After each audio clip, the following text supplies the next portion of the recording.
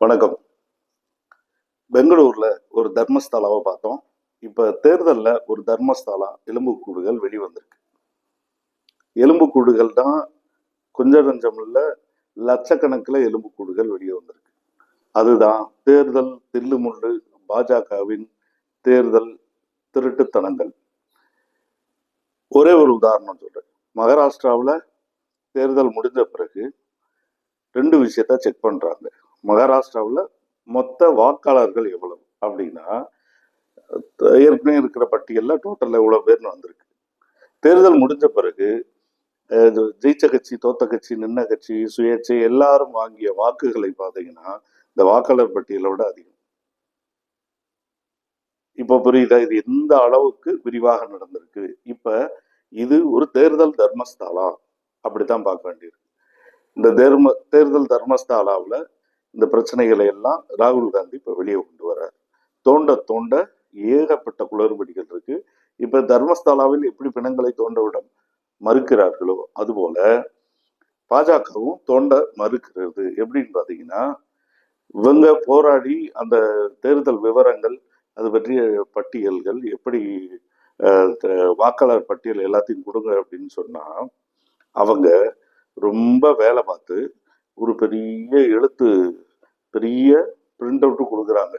கொடுத்தா அது 7 அடி உயரத்துக்கு இருந்தாதான் ஏகப்பட்ட பேப்பர் டாக்குமெண்ட். ஆனா அந்த பேப்பர் டாக்குமெண்ட்டை நாம எந்த இதுலையும் பிடிஎஃப்லையோ அல்லது வேர்ட்லையோ கன்வெர்ட் பண்ணி அந்த விஷயங்களை நீங்க கம்ப்யூட்டர்ல அதை செக் பண்ண முடியாது.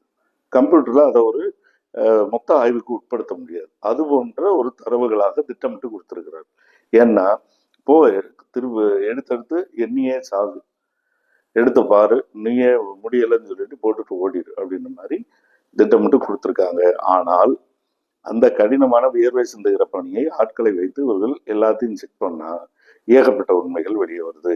இப்ப இவங்க 2 விதமான வேலைகள் பார்க்குறாங்க. ஒண்ணு, பிடிக்காத ஏரியாவில் வாக்காளர்களை பூரா நீக்கிறது. உதாரணத்துக்கு பீகார்ல தேர்தல் வாக்காளர் சீர்திருத்தம்ன்ற பேர்ல கிட்டத்தட்ட 6.5 லட்சம் வாக்காளர்களை இவர்கள் அகற்றி இருக்கிறார்கள். அதே மாதிரி மகாராஷ்டிரா இப்ப மற்ற பகுதிகளெல்லாம் பார்த்தீங்கன்னா தேர்தலில் வாக்காளர் பட்டியலில் இவர்கள் வெற்றி பெற வேண்டிய தொகுதிகளில் இருந்தவன், இல்லாதவன், நடந்தவன், இருந்த முகவரி, இல்லாத முகவரி, ஒரு முகவரியில 80 பேர் வசிக்கிற மாதிரி டீட்டெயிலு, ஒரு முகவரியில ஜீரோன்னு ஒரு அட்ரஸ், இப்படியான ஏகப்பட்ட குளறுபடிகள். இந்த விவரங்களை சொல்லிக்கிட்டே போகலான்னு வைங்களேன். வாக்காளர் பட்டியலில் என்னென்னலாம் நடக்கும், போட்டோவை மாத்துறது, பேரை மாத்துறது, நம்பரை மாத்துறது, இது எல்லாமே நடந்திருக்கு. ஆனா வழக்கமான அளவுல நடக்கல. உதாரணத்துக்கு நம்ம சொன்ன மகாராஷ்டிரா தேர்தலில் மொத்த வாக்காளர் பட்டியலை விட ஓட்டு எண்ணிக்கை அதிகமா இருக்கு அப்படின்னு சொன்னா இது சாதாரண அளவுல நடக்கல. அப்ப தேர்தலை திருடுவதில் வெறும் தேர்தல் ஓட்டு திருட்டு அல்ல. இது ஒரு தேர்தல் ஓட்டு திருட்டு என்பது ஒரு பெரிய தொழிலாக நடந்திருக்கிறது. ஒரு பெரிய இது ஓட் சோரி இண்டஸ்ட்ரின்னு சொல்லலாம். ஓட்டு திருட்டு தொழிற்சாலை அது இந்தியாவில் நடக்குது. உலகத்துல எங்கேயுமே இல்லாதவாறு ஓட்டு திருட்டு தொழிற்சாலை இந்தியாவில் நடக்குது. அதை பாஜக நடத்துது. இப்போ ஓட்டு திருட்டு ஒரு தொழிற்சாலைன்னு என்னென்ன வேணும், சப்ளையர் வேணும். அப்ப இதற்கு சப்ளையர்ஸ் யார், இந்த இங்க இதை செய்யணும் அப்படின்னு இது பாஜக காரங்க அவருடைய ஏஜென்ட்டுகள், ஆர்எஸ்எஸ் காரர்கள் எல்லாரும் செய்வாங்க. அப்ப ஏஜென்ட்டுகள், சப்ளையர்ஸ் என்னென்ன சப்ளை பண்ணியிருப்பாங்க, டெக்கீஸ், இதற்கு தொழில்நுட்ப நிபுணர்கள், அதை போக்குவரத்து ஆட்கள், இதை நகர்த்தி வேலை செய்யக்கூடியவர்கள், போர்ட்டர்ஸ், சுமை பணியாளர்கள், பூட்டு உடைக்கிறவங்க, இவங்க எப்படி ஏகப்பட்ட ஒரு இண்டஸ்ட்ரியாக நடக்குது. இது பெரிய தொழிற்சாலை இது. ஆக இந்த மொத்த தொழிற்சாலையினுடைய நெட்வொர்க் பார்த்தீங்கன்னா ரொம்ப பெருசு. இது உண்மைகளை மறைப்பதற்கு, திட்டமிட்டு மறைப்பதற்கு, வாக்காளர்களை ஏமாற்றுவதற்கு, ஜனநாயகத்தை குழி தோண்டி புதைப்பதற்கு தர்மஸ்தாலாவில் நடப்பது போல் இங்கு மிகப்பெரிய தேர்தல் எலும்புக்கூடுகளை புதைத்து வைத்திருக்கிறார்கள். இதையெல்லாம் வெளியே கொண்டு வர வேண்டிய கடமையில நம்ம இருக்கிறோம். இப்ப இதனுடைய பிரச்சனை எங்க தொடங்குதுன்னு நீங்க பாத்தீங்க அப்படின்னா, முன்னால இந்த தேர்தல் ஆணையரை தேர்ந்தெடுப்பதிலேயே பிரச்சனை ஸ்டார்ட் ஆயிடுச்சு. பாஜக ஆட்சிக்கு வந்த உடனே தேர்தல் ஆணையரை தேர்ந்தெடுக்கும் முறையை மாத்தி போட்டாங்க. என்ன அப்படின்னா, ஒரு தேர்தல் ஆணையரை தேர்ந்தெடுக்கணும்னா இங்க பிரதமர், அப்புறம் எதிர்கட்சி தலைவர், மூன்றாவதாக உச்சநீதிமன்ற தலைமை நீதிபதி. இந்த மூவரும் திருப்தியான ஒருத்தரை தான் தேர்ந்தெடுக்க முடியும்னு ஒரு அமைப்பு இருந்துச்சு. இது என்ன, அப்ப குறைஞ்சபட்சம் எதிர்கட்சியும் ஒத்துக்கணும், ஆளுங்கட்சியும் ஒத்துக்கணும், உச்சநீதிமன்ற தலைமை நீதிபதியும் ஒத்துக்கணும். இவங்களுக்குள்ள ஏதாவது கள்ளக்கூட்டு வந்துட்டா கூட சிக்கல்ன்ட்டு மூன்றாவது ஒரு நடுநிலைக்கு உச்சநீதிமன்ற தலைமை நீதிபதி. பாஜக என்ன பண்ணுச்சுன்னா, இந்த 3 பேர்னா ஒரு ஈக்குவலாக இருக்கு, 3 ஓட்டுன்றது ஈக்குவலா இருக்கு, வேற வேறையா இருக்கு. அப்ப என்ன பண்ணாங்கன்னா, இதுல உச்சநீதிமன்ற தலைமை நீதிபதி தேவையில்லாத அவர் வேற வேலையை பார்க்கட்டும்னு சொல்லி அமைச்சர்கள்லயே ஒருத்தரை போடுறதுன்னு முடிவு பண்ணி அந்த அமைப்பினுடைய தன்னாட்சி சட்ட முறையே கொலாப்ஸ் பண்ண. அப்ப திருடன் முதல்ல என்ன பண்ணுவான் அப்படின்னா, இந்த ஜன்னல் கதவை எல்லாம் நோட்டமிட்டு அதை வாய்ப்பு இருந்தா முன்கூட்டியே அட்ஜஸ்ட் பண்ணி வைப்பாங்க. அந்த மாதிரி முதல்ல என்ன பண்ணாங்கன்னா, இவங்க முதல்ல பெரிய ஒரு சுரங்கத்தையே தோண்டி முடிச்சிட்டாங்க. அது என்னன்னா, எலெக்ஷன் கமிஷனர் உங்க கட்சிக்காரங்களை போடுறது. இப்போ பாத்தீங்கன்னா, இந்த 10 ஆண்டுகளாக வந்த எலெக்ஷன் கமிஷன் ஆட்கள் பூரா பாஜக நியமிக்கிறாங்க. எதிர்கட்சிக்கு வேலை இல்லை. ஏன்னா 2 பேரும் பாஜக அமைச்சர்கள், ஒரு ஆள் எதிர்கட்சி. அப்ப 2 பேர் முடிவு பண்ற ஆளை போட முடியும். இப்படி அந்த அமைப்பையே குலைத்து விட்டு இப்போது இந்த ஊழலை பூரா ரொம்ப சிஸ்டமேட்டிக்கா செய்யறாங்க. பாஜகனுடைய பெரிய ஆபத்து என்ன அப்படின்னா, ஊழலை சிஸ்டமேட்டிக்கா செய்யறது.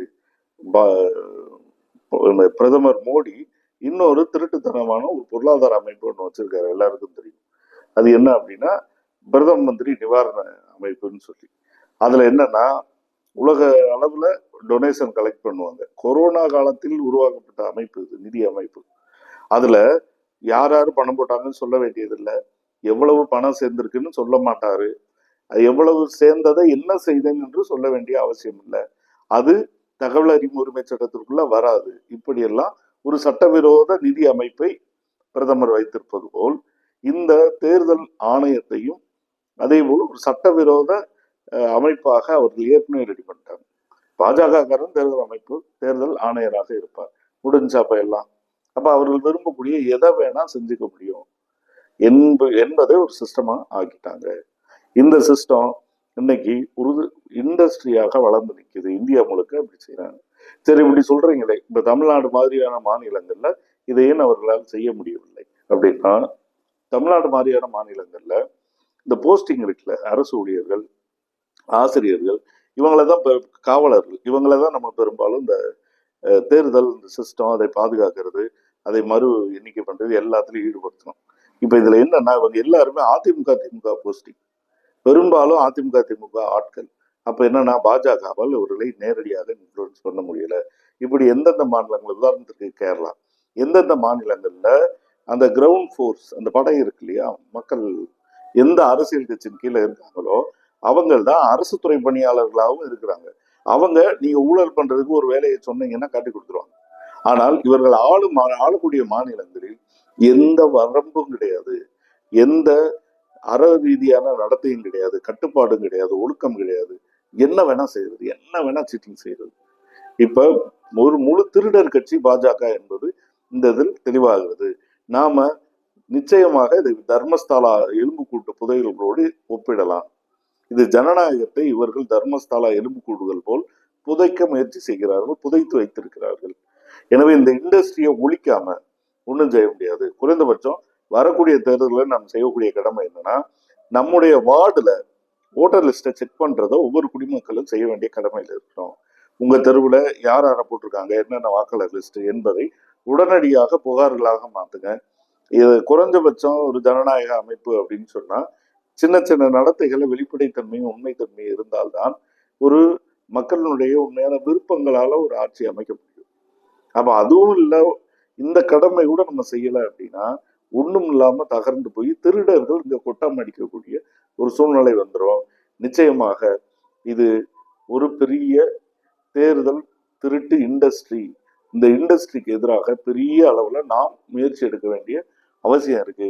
எனவே தேசத்தை, ஜனநாயகத்தை கட்டி எழுப்ப வேண்டும் என்று அக்கறை கொண்ட அனைத்து தரப்பும் ஒன்றுபட வேண்டிய தருணம் இது. நன்றி.